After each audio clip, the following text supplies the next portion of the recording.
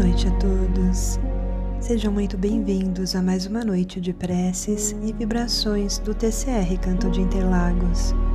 Eu os convido a pegarem um copo ou garrafa com água para que sejam fluidificadas pela equipe espiritual, colocando os fluidos medicamentosos necessários para o equilíbrio físico e espiritual de cada um de nós. E assim vamos nos sentar confortavelmente, fechando os olhos. Vamos fazer algumas respirações tranquilas,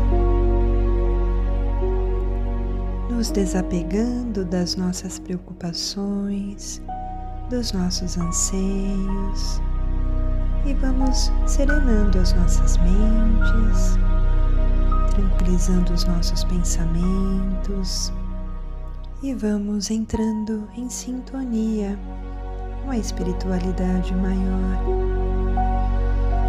Pai de amor e misericórdia, aqui estamos, teus filhos, caminheiros deste planeta. Estamos aprendendo, estamos ensinando.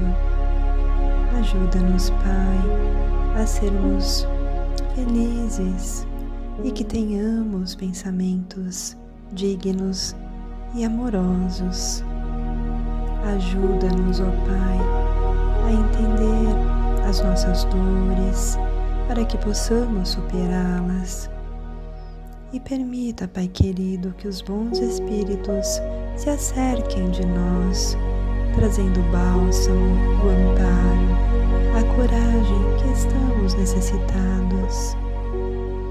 Mestre Jesus, ajuda-nos a caminhar, pois sabemos que ainda temos passos vacilantes.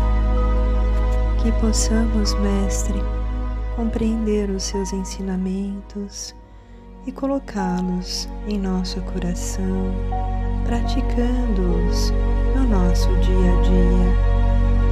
Que assim seja, graças a Deus. E hoje eu vou ler o capítulo 14, item 8, do Evangelho segundo o Espiritismo, parentesco corporal e espiritual. Os laços de sangue não estabelecem necessariamente os laços espirituais.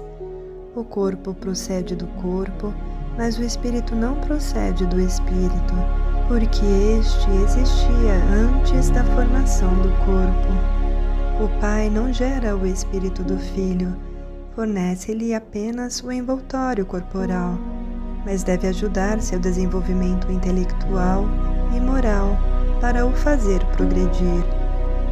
Os espíritos que se encarnam numa mesma família, sobretudo como parentes próximos, são mais frequentemente espíritos simpáticos, ligados por relações anteriores, que se traduzem pela afeição durante a vida terrena. Mas pode ainda acontecer que esses espíritos sejam completamente estranhos uns para os outros, separados por antipatias igualmente anteriores, que se traduzem também por seu antagonismo na Terra, a fim de lhes servir de prova. Os verdadeiros laços de família não são, portanto, os da consanguinidade, mas os da simpatia e da comunhão de pensamentos que unem os espíritos antes, durante e após a encarnação, de onde se segue que dois seres nascidos de pais diferentes podem ser mais irmãos pelo espírito do que se o fossem pelo sangue. Podem, pois, atrair-se, procurar-se, tornar-se amigos, enquanto dois irmãos consanguíneos podem repelir-se, como vemos todos os dias. Problema moral que só o Espiritismo podia resolver pela pluralidade das existências. Há, portanto, duas espécies de famílias: as famílias por laços espirituais e as famílias por laços corporais. As primeiras, duradouras, fortificam-se pela purificação e se perpetuam no mundo dos espíritos, através das diversas migrações da alma. As segundas, frágeis como a própria matéria, extinguem-se com o tempo e quase sempre se dissolvem moralmente desde a vida atual.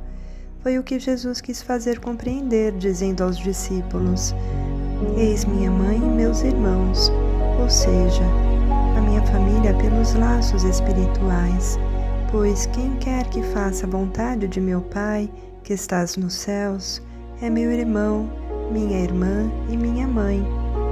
A hostilidade de seus irmãos está claramente expressa no relato de São Marcos, desde que, segundo este, eles se propunham a apoderar-se dele sob o pretexto que perderam o juízo. Avisado de que haviam chegado e conhecendo o sentimento deles a seu respeito, era natural que dissesse, referindo-se aos discípulos em sentido espiritual: Eis os meus verdadeiros irmãos.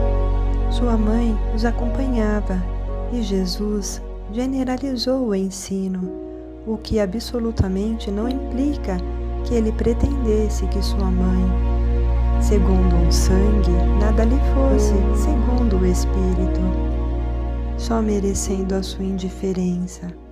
Sua conduta em outras circunstâncias provou suficientemente o contrário. Vamos então trazer uma reflexão do Espírito Emmanuel que nos esclarece que é necessário trazer o coração sob a luz da verdadeira fraternidade, para reconhecer que somos irmãos uns dos outros, filhos de um só Pai. Repensemos, à luz da abençoada reencarnação, a nossa postura com relação à família e aos com quem convivemos. E o Evangelho nos traz sobre a parentela corporal e a parentela espiritual. Somos filhos de um grupo consanguíneo, de um grupo genético. Temos a nossa parentela corporal, biológica, e nos reencontramos para experiências. Pode ou não haver afinidades entre os membros desta mesma família, mas sempre há a necessidade de ajustes dos desacertos de outras vidas, para que possamos todos progredir. Entretanto, existe uma família muito maior do que a corporal, ao nosso redor ou distante de nós, que é a nossa família espiritual. Nessa estão as criaturas próximas da nossa frequência interior. São almas que nos ligamos por afinidades, não obrigatoriamente porque tenhamos vivido no passado, mas porque temos ideais semelhantes, porque temos os mesmos gostos para as coisas. Certo é, sob a luz do Evangelho do Cristo, podemos rever crenças e valores, desenvolver talentos adormecidos, nos dedicando com esforço e disciplina aos desafios no lar, no trabalho e em qualquer parte, onde haja a oportunidade de servir os nossos parentes da carne ou do espírito. Então é tempo de intensificar o afeto aos antipáticos, aos que nos são indiferentes, e de tolerar os que nos causam aversão. Mas como? Jamais emitindo pensamentos ruins e muito menos tendo atitudes negativas para com eles. Procuremos de início estabelecer a simpatia, para logo mais amá-los efetivamente, conforme a recomendação do Cristo. Para quem busca amar verdadeiramente ao próximo, nos termos da proposta de Jesus, cabe ainda refletir sobre o trabalho interior de recuperação. Segundo o Espírito Emmanuel, esse trabalho íntimo é um resultado de 3 ciclos que amadurecem a nossa experiência emocional e psíquica.